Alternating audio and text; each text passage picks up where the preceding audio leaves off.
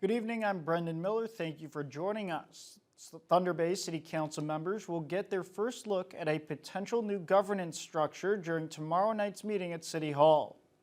Administration is recommending Council get rid of its current committee of the whole structure and replace it with a standing committee model.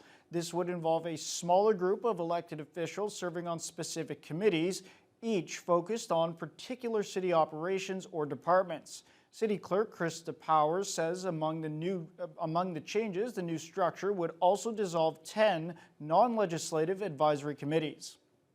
I was trying to look at doing the work a little bit differently.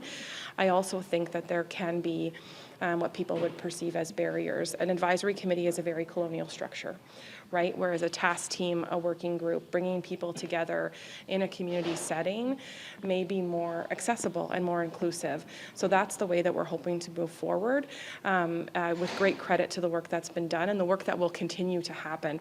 Again, in no way is it ending the work, it's doing it a little bit differently.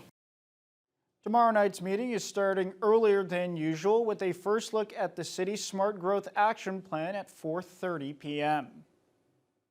A longtime community leader and physician in Thunder Bay is being recognized for his volunteering work. Dr. Prashat Jani was given the June Collwood Outstanding Achievement Award this past week for his tireless efforts in organizing major cultural events and charitable initiatives that promote cultural diversity in the city. Jessica Clement has the story. Dr. Prashant Jani is known by many in the community through organizing the Festival of India and the Festival of Colors, two growing events that emphasize inclusion and the importance of cultural diversity. He has also launched a meal delivery program called Food for Life, which serves over 20,000 meals annually to those in need. Johnny's hard work was recognized this week when he received the June Collwood Outstanding Achievement Award for volunteering. The award is one of the province's highest honors for volunteers and is given to those who have demonstrated exceptional community leadership.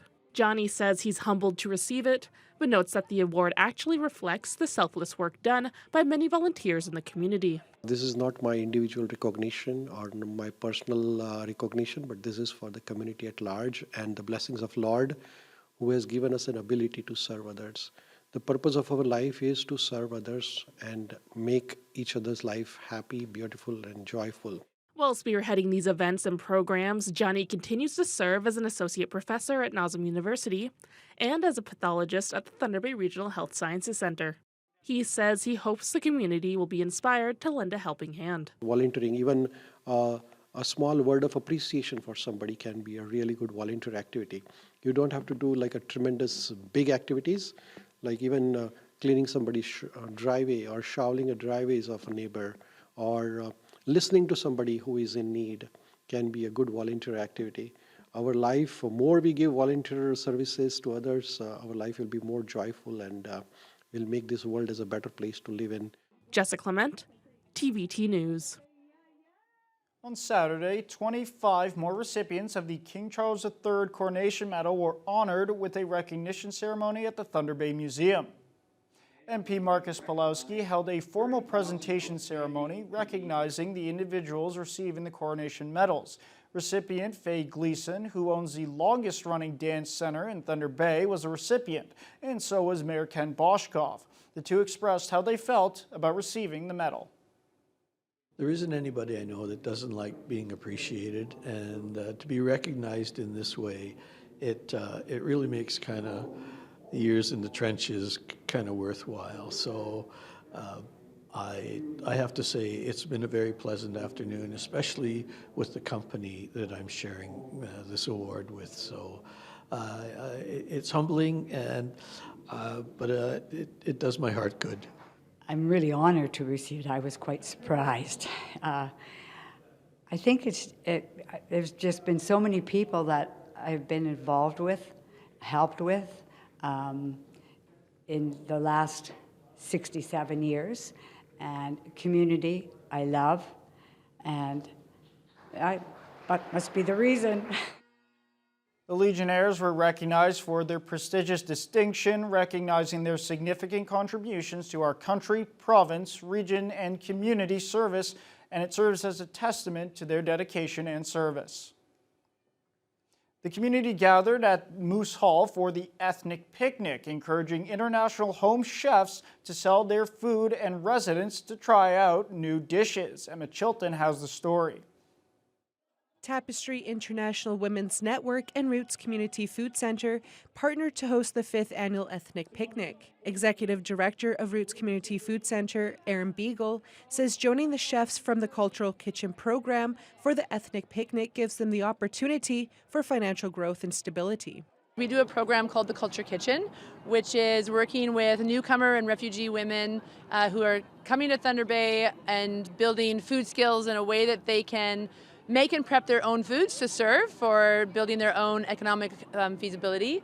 And the Tapestry years ago asked if they had this idea, this is the Women's Tapestry's idea, if this would be a good fit. And it's so perfect. So it really, people from the Culture Kitchen or women from the Culture Kitchen can then go and actually try selling their food and pricing it and packaging it and serving it and going through all the health unit regulations to make that happen.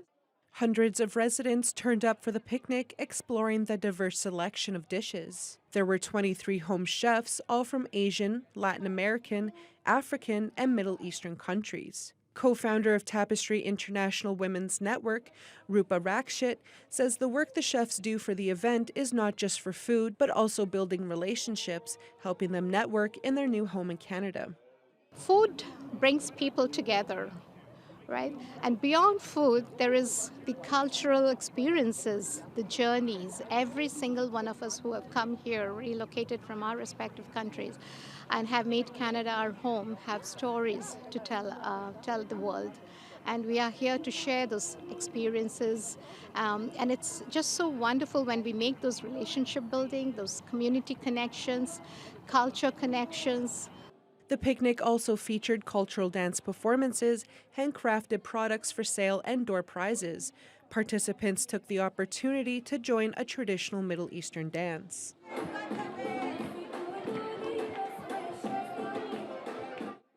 Emma Chilton, TBT News.